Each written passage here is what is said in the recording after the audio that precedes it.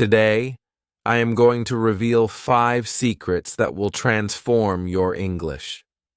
5 secrets that native English speakers have known for a long time, and now you, my friend, will know them as well. Are you ready? Well then, let's jump right in to secret number 1.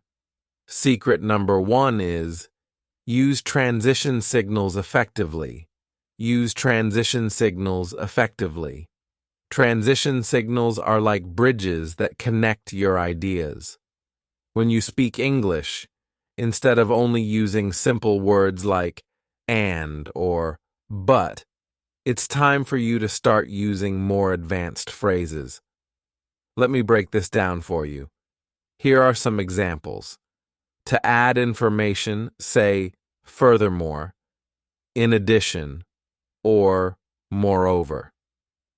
Again, if you're trying to add information, you're explaining something, you're telling someone something, and you want to tell them more, here are 3 transition phrases or signals: furthermore, in addition, and moreover. Here's example number 2. In order to show contrast, right? Contrast thoughts, ideas, or things, you can say, on the other hand, however, or nevertheless. I am giving you the transition signals that we, as native English speakers, use on a regular basis to sound more confident and to speak English fluently. Again, if you want to show contrast, you can say, on the other hand, you can say, however, and you can say, nevertheless. Here's another set of examples. If you want to show results, you can say, consequently, as a result, or therefore.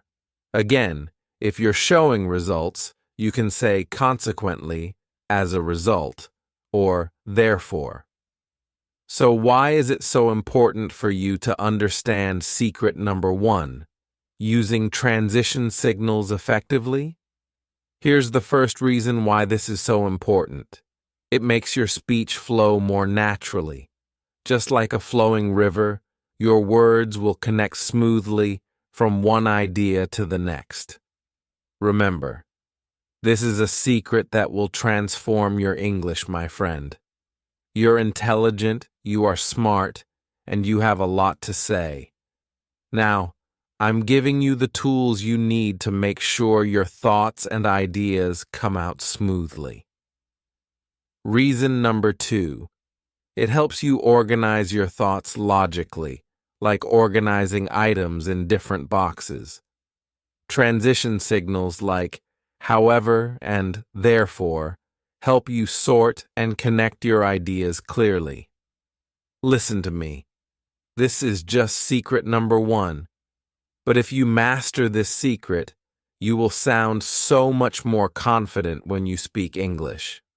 Reason number 3. It helps listeners follow your ideas more easily. Clear transitions act like road signs, guiding your audience, the individuals listening to you, through your message. When you're driving on the road, you see a stop sign, you see the lights. These are all signals to let you know what you can do as you're on your journey, and you need these signals. The same is true for English. As I'm listening to you, as someone listens to you, they need to know the journey you're taking them on. Using transition signals will help you take them on the smoothest journey ever. Secret number 1. Use transition signals effectively. Now it's time to go to secret number 2. Secret number 2 is employ the rule of 3.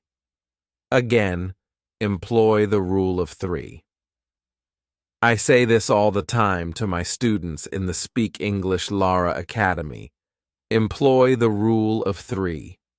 What does this mean? The rule of 3 is a powerful speaking technique where you group things in sets of 3. You've probably noticed that in most of my lessons, I group things in threes. 3 examples, 3 sentences. It's something that great speakers, I'd love to be a great speaker, great speakers have used throughout history. There's something about the number 3. When you speak in threes, when you follow this rule of 3, the person listening to you will become more engaged. So let me explain this even more. Let's check out some examples. Here's the first one. The restaurant was cozy, affordable, and delicious. Again, there's a rhythm to it. The restaurant was cozy, affordable, and delicious. I could just say, the restaurant was cozy. Grammar's good. The sentence is correct. But something happens when I add 2 other details. It was cozy, it was comfortable, affordable, and delicious. Now, I said 4, but I meant to say affordable. So again, the restaurant was cozy, affordable, and delicious. The rule of threes. Check out this second example. I love summer because it's warm, bright, and energizing. I love summer because it's warm, bright, and energizing. The rule of 3, my friend. This is secret number 2. I'm giving you these secrets to help you on your English journey. Example number 3. To improve your English, you need to practice, persist, and stay patient. That felt good, didn't it? That sounded good to your ear. There's something about the rule of 3. When it comes to the way our brains operate, when it comes to the way we hear things, the rule of 3, it's like music to our ears. Again, to improve your English, you need to practice, persist, and stay patient. So, what are the exact reasons? You're probably saying, Lara, why is this reason number 1? When you employ the rule of 3, it will create memorable patterns in your speech. Our brains naturally remember things better in groups of 3. Remember, these secrets are going to transform your English. Reason number 2. It adds a natural rhythm to your communication, like a good song. Groups of 3 create a pleasing pattern. There's something about the rule of 3. Reason number 3. Again, you notice I always use 3. It helps emphasize key points effectively. 3 related ideas support each other and make your message stronger. It's like having a sandwich. The bread on top, the meat in the middle, and the bread on the bottom. It helps make your message stronger when you have 3 points as opposed to just 1. With just 1, you have 1, 2, 3. Ah, you've thought about this. Okay, what you're saying, I can probably agree with, because you've taken the time to organize your thoughts and present enough information. Number 2. Secret number 2 is to employ the rule of 3. Now, we go to secret number 3. Use purposeful repetition. Again, use purposeful repetition. Notice that I repeat myself when I want to emphasize something. Here's the explanation. Purposeful repetition means repeating important words or ideas in different ways to make them stick in people's minds, rephrasing things, emphasizing them by using different words. Why? When you do this, the information will stick in the mind of the person listening to you. They'll become more engaged. They'll want to listen to you more. This is going to help you as an English learner because you'll feel more confident. Wow, Sally she wants to listen to me. Mike is actually really engaged when I speak. Secret number 3, use purposeful repetition. Let me give you some examples. Here's example number 1. Learning English takes time. Time to practice. Listen closely. Learning English takes time. Time to make mistakes. Learning English takes time. Time to improve. Something happened in your brain as I repeated it each time. Learning English takes time. Time to practice. Learning English takes time. Time to make mistakes. Learning English takes time. Time to improve. Your brain finds this pattern, and it feels good. Here are 3 reasons why you must follow this secret. Reason number 1. It reinforces important points, like hammering a nail. Each repetition drives your message deeper. Reason number 2. It creates memorable speech patterns. When people hear something multiple times in different ways, they remember it better. Reason number 3, it builds emphasis naturally. Repetition helps highlight what's most important in your message. What you're saying is important, and you need the person listening to you to realize that. What you're saying is important. Use repetition. Secret number 3. Now we have secret number 4.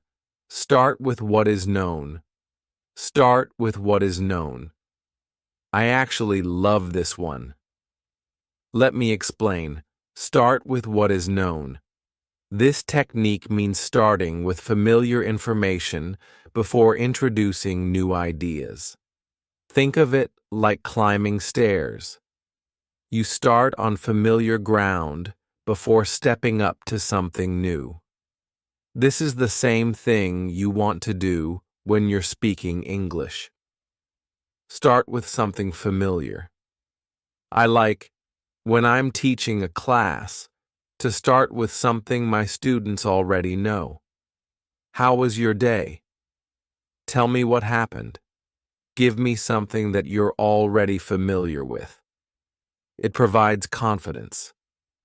For example, check out this one. Again, understanding that the important thing is to start with what is known. Example, I love coffee. This is not about me. I don't drink coffee, actually. I love coffee. This delicious drink helps me start my day. The caffeine in coffee also improves my focus. Notice how we kind of built upon the previous statement. I love coffee. Many people can relate to loving coffee. Then the next sentence. The delicious drink helps me start my day. People, okay, I like coffee. Oh, it helps you start your day. And then what happens? The caffeine in coffee. Getting more detailed. Check out this example.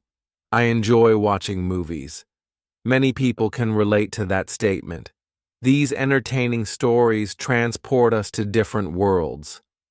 We're going deeper. We start with familiarity. We start with something that everyone can understand and follow, and then we go deeper. Example number 3. I started learning to cook.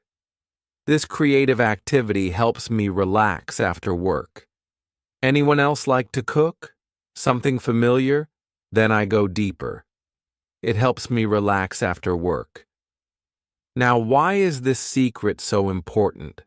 Starting with what is known. Reason number 1. It makes complex ideas easier to follow. Like building blocks, each new idea builds on what listeners already know. Oh, I like coffee, you like coffee. It helps you start your day. The caffeine is what helps. Building blocks. Reason number 2. It creates logical progression. I love logic. It creates logical progression and helps listeners move smoothly from familiar concepts to new information. Maybe you didn't know that there was a lot of caffeine in coffee. I started off with, I like coffee. I drink it in the morning. Again, helping them with this logical progression. Think about the way you're speaking. These secrets are going to change your fluency. Reason number 3. It helps listeners stay engaged. When people understand the foundation, they're more interested in learning new details. I'm following you. I understand you started off with something I was familiar with, so I can follow along. Secret number 4. Start with what is known. Secret number 5. End with impact. You've got to end with some impact, end with some power. Listen very closely. Secret number 5. You cannot miss this. This principle suggests putting your most important information at the end of your sentences or statements. It's like saving the best for last. This is what you're doing as you're speaking English. Let me explain by giving examples. Here's the first example. The exciting news is that I got promoted today. You see what happened? I said, the exciting news is, and you're waiting like, yeah, what is it?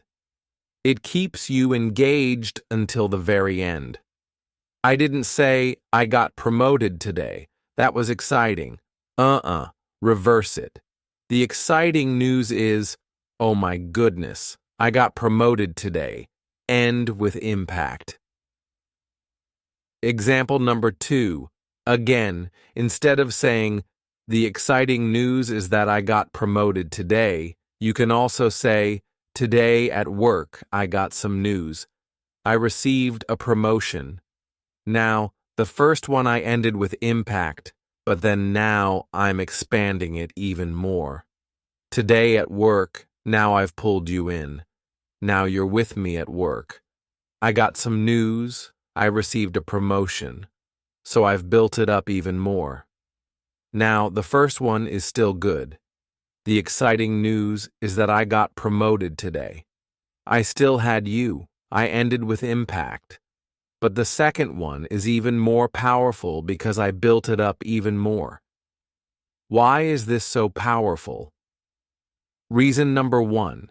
It makes key points memorable. People often remember the last thing they hear most clearly. Reason number 2. It creates natural emphasis. Ending with important information gives it more power and more impact. And finally, reason number 3. It helps structure your thoughts effectively. Knowing where to place information, specifically important information, makes your speech more organized. Think about what's happening in your mind right now. When I speak, I want to end with impact.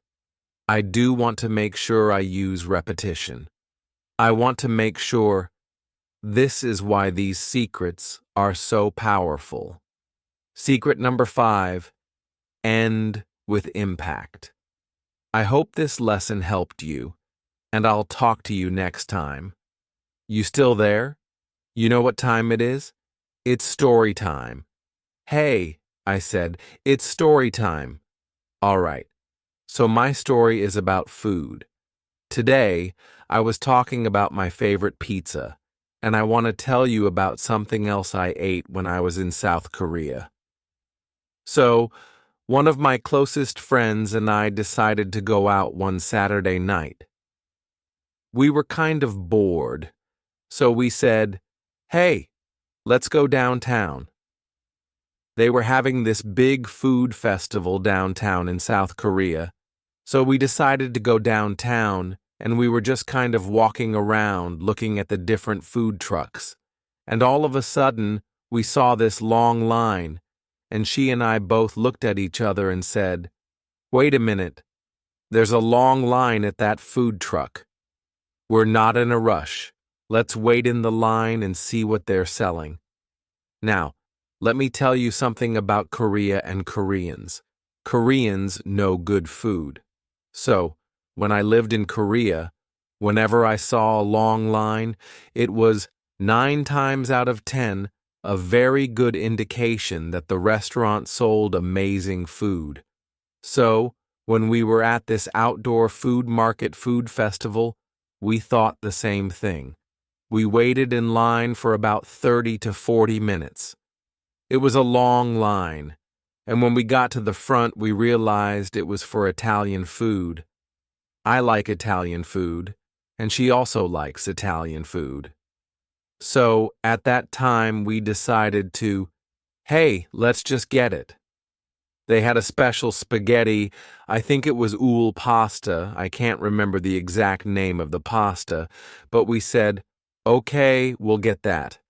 So she got her bowl, and I got my bowl, and we stepped out of the line after paying our money. We were walking, and we found a spot to sit down. We both sat down, sat in prayer, and we took our first bite. I took a bite, paused, chewed, looked at my bowl, then looked up at her. She looked at me, and she said, "Laura, I think we gotta go back to that line." I said, "I 100% agree with you." That was the best spaghetti I had ever had. We started eating. It was so delicious. We finished our bowls, and then we went and got back in line. Now this time, the line was even longer.